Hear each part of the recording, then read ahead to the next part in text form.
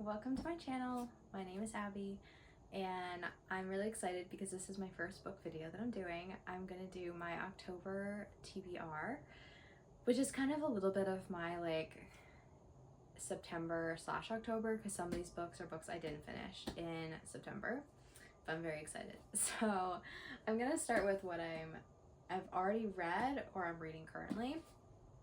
So the first book that I read this fall is More Days at the Murasaki Bookshop by Satoshi Yakasawa. So I read this is like a sequel. I read the first book in the series, Days at the Murasaki Bookshop, last month. And it was a book that I had really been anticipating reading for quite a while. Like, it had been like months that I was waiting to read this book. So I was really excited to start it, and it did get me out of a reading slump, which I appreciate. But I didn't love the book. I think I rated it 3 stars on Goodreads. I have mixed feelings about it.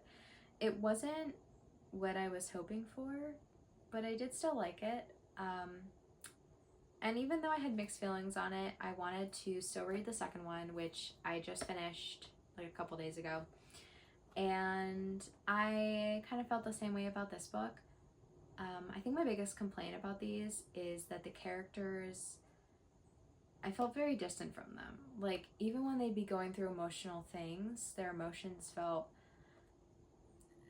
disconnected. It felt kind of emotionally constipated. That's a terrible way to say it. Like, it felt like they were all like holding in a lot of emotion and weren't really communicating very well. And that does get resolved a little bit more in the end of this book, and I will give it props for that I liked the end of this book more. I liked the sort of resolution with the characters. I feel like this book did a better job than the first one did about actually starting to explore those emotions in a way that you could actually connect with them better and feel more for the characters. And of course, I love any book about books, and that was another thing I liked about this, is it actually references and talks about actual books in it, like books that are popular in Japan and some books that are from other countries as well that are just quite well-known books. I really like that about that. So if you enjoy a little bookshop moment, you might like this book. It is a good fall read. It's a good kind of cozy read, so I liked that. The book that I'm currently reading is Bride by Ali Hazelwood. I've never read Ali Hazelwood book before. I know a lot of people really love her books, and I really love books about vampires. and it's fall, it's October, so I thought this was gonna be like a perfect start to my fall reading, and specifically my spooky season books, which I obviously want to get in some vampire books. I was really hoping to find some queer vampire books, which I did find, I think maybe 1 or 2, which I'm going to talk about later, but this one, it's not queer, but it is fun. I am actually really enjoying it. When I first picked it up and I sort of flipped through it and I was reading a little bit of the passages, at first I didn't think I would like it. I thought that I wouldn't really like the writing style very much, but I'm actually enjoying it. I'm breezing right through it. I started it yesterday and I'm already like 60% through the book. I have been attacking it, which is fun. But I really like it. It's very fun. It is kind of hot. It's not, I thought that there would be a lot more smut. It'd be spicier from what I heard people saying, but I'm 60% into the book and we're just getting to the spice, which is okay, because I think I do like that she did a lot of relationship building before getting to the spice, because some books, like, they literally just jump right in. You're like, do you guys even know each other's names? Maybe not, but this has been nice, and I love the cover. I love the cover of this book so much. I will say that the names are a little bit funny. The main character's name is Misery Lark, which, interesting choice, but I like it. So that's all that matters. And that is the current read for me. All right, now let's get into this stack of books besides me. going on the same theme of vampires, I have The Witch and the Vampire, and this is by, okay, I'm gonna say this wrong. I can't tell if it's Francesca or I'm gonna say it's Francesca Flores. We're gonna go with Francesca. Beautiful cover. Hello, gorgeous. Also it's queer. It's sapphic, which that's what I was looking for. I wanted just something vampire-y, witchy, werewolfy, sapphic. And this is what I got. So I'm excited to read this. I don't honestly know very much about the premise. That's kind of a lot of these books that I have here. I didn't know much about the premise.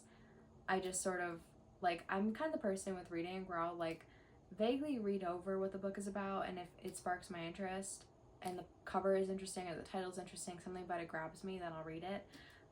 I am not somebody who, like, really does a lot of looking into my books before I read them. I'm sort of like, if it sounds interesting, I'll give it a shot. If I don't like it, I don't have to finish it. It's fine. But yeah, I'm excited to read this. Also, you'll notice all of my books are library books because, girl, support your libraries. And also free books. Like, come on. So I love supporting the library. Thank God for libraries, really. But yeah, I'm very excited about reading this. This might be my next read, kind of going off of the same theme. I'm totally a reader who, like, once I start reading a certain type of book, I like to keep going with the kind of vibe of that book or the topic of that book. So it's entirely possible that I might read this book after I finish Bride. On that same vein, there's one other book that is similar, and this book is called House of Hunger, and it's by Alexis Henderson, which you can kind of very much so tell that it's going to be like a vampire type of book,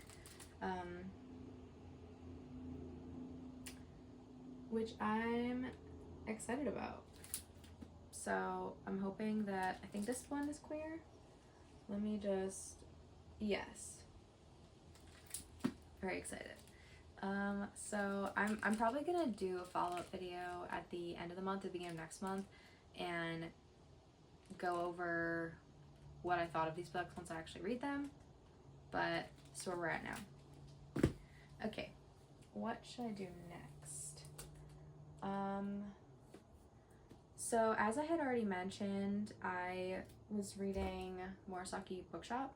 Last month I also read some other books by Japanese authors, and I loved them. I read Will Prescribe You a Cat, and then I think it's called, like, If Cats Disappeared from the World, and I loved both of those books. So on my Goodreads, I ended up finding more books that are by Japanese authors and were related to cats. So this is one of them. It's The Full Moon Coffee Shop, and it's by Mai Mochizuku.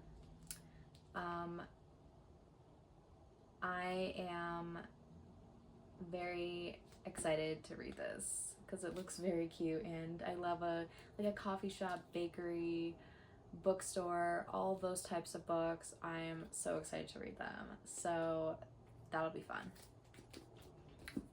Kind of related to that, we're on the cat theme. I also have, let me figure out which one's the first book, because these are, like, the same, they're in the same series.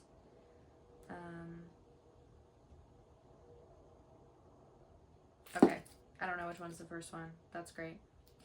So it's The Restaurant of Lost Recipes and The Kamagawa Food Detectives. And they are both by, actually wait, yes, okay, so they're both by Hisashi Kashiwai, and they are translated by Jesse Kirkwood. But they're so cute. They've got little cats on the front. I'm very excited to read these. They're super adorable. I think the premise is something about, like, they recreate, like, a specific dish from people's, like, past that is really important to them, and it like unlocks certain memories of that person that might be like lost, which I think is so sweet. So I really hope these are good. I've been really liking like these cute little short reads that I think these are really good books to get you out of a reading slump. Hence, like, one literally did get me out of a reading slump with the Morisaki Bookshop. So I'm very excited to dip my toe into these. And I honestly might pick up one of these after I finish the book I'm reading, or like after that. Just because it's a nice kind of in between of reading a lot of books this month. Alright, so we're down to the last 3 books that I have, and these, actually I'll leave these 2 for last since these are leftovers from last month. The last book that is new, completely new this month, is The Lost Bookshop by Evie Woods, which has been on my like wanting to read list for a while now.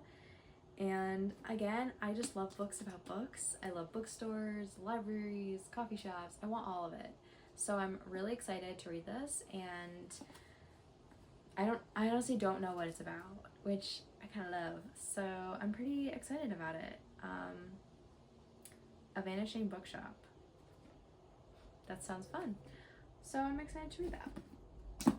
Now, the final 2 books I'm planning on reading this month, and again, let me preface, like, all of these books are, I might get to them this month. I might not. Hopefully I'll get to them. I am getting surgery at the end of this week, so I think I'll have, you know, some time where I'm not going to be doing much. I'm going to be recovering, so these books are hopefully going to get read in that time period. Okay, last 2 books. Very popular books that I've wanted to read for a while and have not read.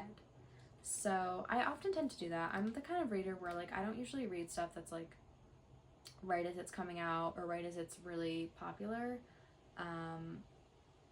for several reasons, but I'm not on TikTok or Instagram, so like I don't really hear about stuff usually until it's already past the hype.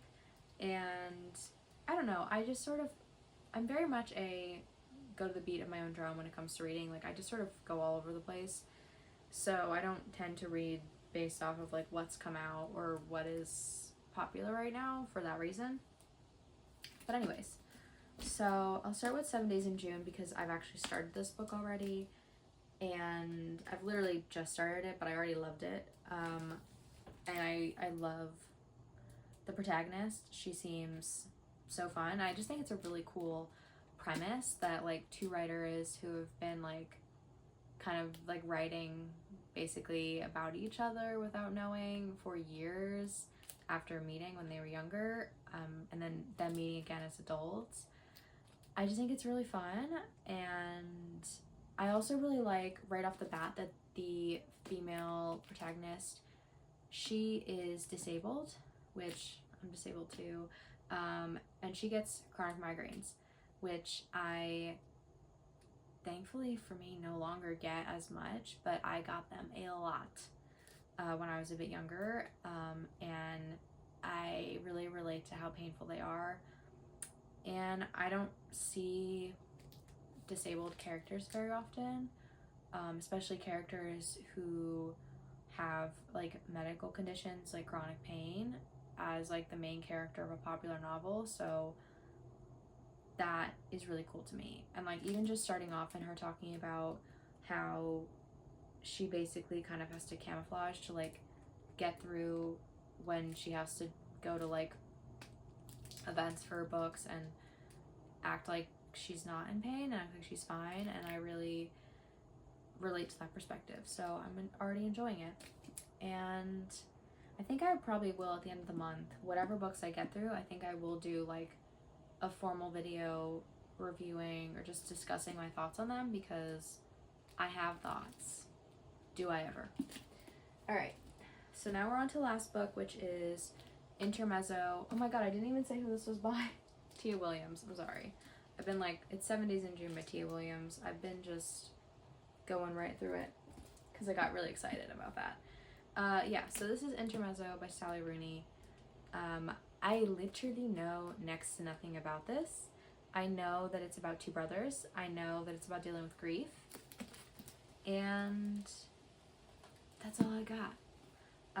I got interested in reading this because a booktuber that I like was reading it for maybe their last month they were reading this, I think, and I was like, hey, no, that's popular, heard about it before, might as well give it a try. So I'm looking forward to reading it, and I also think the cover is interesting, like the kind of like chess piece cover. So I'm interested to see what it's about and if I like it. So that is my very large list of books I want to read for this month. I'm also like, I might throw another book in there because I have books that I own that I have a mean to read, so who knows if I'll end up like putting something else in there as well. But yeah, I'm gonna film another video closer to the end of the month after I've gotten through these books so I can update on how much I liked them, or if I didn't like them, or just what my thoughts were. And I hope that you enjoyed this video. If you did, I'd love it if you left a comment to tell me what you're reading this month, or if you have any like thoughts on these books or anything that you'd recommend based on these books, like for what I should read next month. And I hope you have a really good day. Bye!